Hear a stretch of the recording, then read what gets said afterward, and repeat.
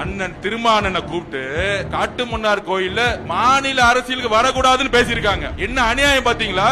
இசிகே கட்சியை டிசைட் பண்ணதுக்கு முக ஸ்டாலின் சார் யாரு?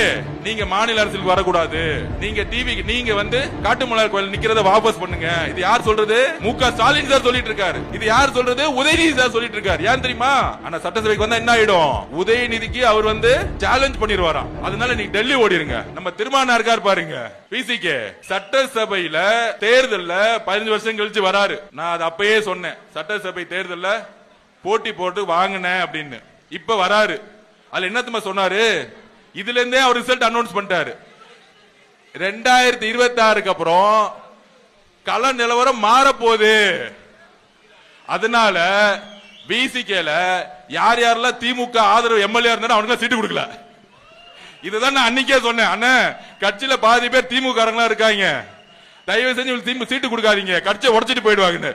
கரெக்டா முடிவு பண்ணார் இன்னைக்கு.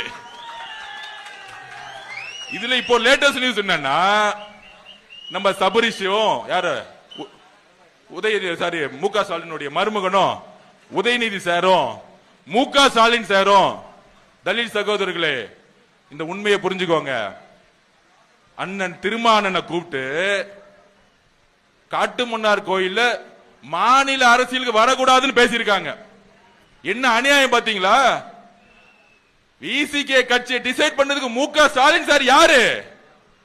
இந்த அநியாயத்தை நம்ம கேட்கணுமா இல்லையா? நம்ம வெளியில தான் இருக்கிறோம். ஏன் தெரியுமா? அவரு ஜெயிச்சு சட்டசபைக்கு வந்தா திமுக மெஜாரிட்டி கிடைக்கலன்னா அண்ணன் திருமானா கூட எம்எல்ஏ நின்றுவாங்களாம்.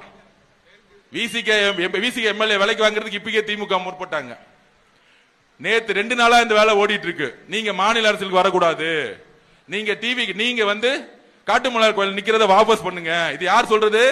முக ஸ்டாலின் சார் சொல்லிட்டு இருக்காரு.